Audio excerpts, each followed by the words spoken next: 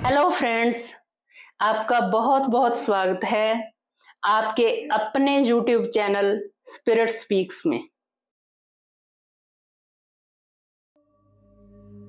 आज हम लेकर आए हैं आपके लिए एक बहुत ही रहस्यमयी और डरावनी कहानी। ये कहानी 17वीं से 19वीं शताब्दी के बीच की है। ये कहानी जापान के हिमोजी शहर की है। वहाँ एक महिला रहती थी जिसका नाम क्योहिमे था।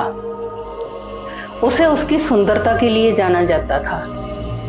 उसके काले घने लंबे बाल थे और देखने में बहुत ही सुंदर थी। क्योहिमे की शादी एक अमीर बिजनेसमैन के साथ हुई थी, लेकिन वो किसी और के साथ प्यार करती थी। उसका दिल धड़कता था युवा समुराई नाम के ताकेशी के लिए। वो छुप छुप कर एक दूसरे को मिला करते थे। हालांकि उनकी खुशी बहुत कम समय के लिए थी, क्योंकि क्योहिमे के पति को इस बात का पता चल चुका था। वह गुस्से से आग बबूला हो रहा था। वह अपनी पत्नी से प्रतिशोध लेने का मौका ढूंढने लगा। जैसे ही एक रात क्योहिमे समुराई को मिलकर अपने घर की तरफ आ रही थी, उसके पति ने उस पर हमला कर दिया और तेजधार हथियार से उसका मुंह एक कान से दूसरे कान तक काट डाला और उसे मरने के लिए छोड़कर चला गया।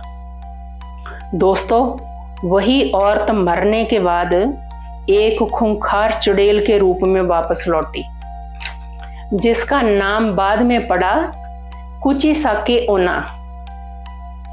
इसका अर्थ है कटे हुए मुंह वाली औरत। वहां की लोक कथाओं के अनुसार उस महिला की दुष्ट आत्मा सड़कों पर घूमती रहती थी और वो हमेशा अपने मुंह को किसी कपड़े या मास्क से ढके रहती थी। वो महिला अपने हाथ में कोई तेजधार हथियार जैसे कि चाकू, छुरी या कैंची वगैरह पकड़े रहती थी। जैसे ही अंधेरा होता, वो लोगों के घरों के बाहर सड़कों पर घूमना शुरू कर देती थी। बहुत से लोगों ने उसे घूमते हुए देखा।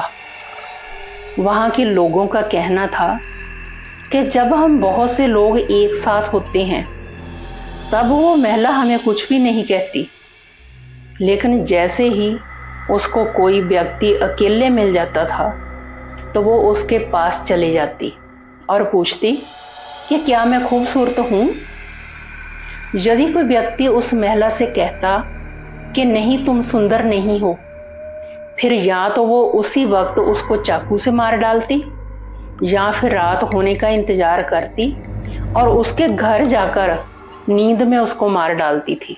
अगर कोई आदमी उसे कहता कि हाँ तुम सुंदर हो, तो वो मास्क उतार कर अपना चेहरा उसे दिखाती और फिर पूछती कि अब बताओ, क्या मैं अब भी सुंदर हूँ।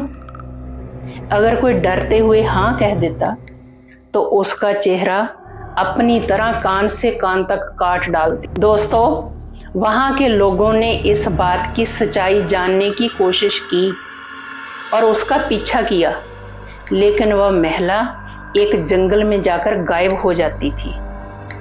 उस महिला की इतनी दहशत थी कि लोगों ने अकेले बाहर निकलना ही बंद कर दिया था। बस आज के लिए इतना ही।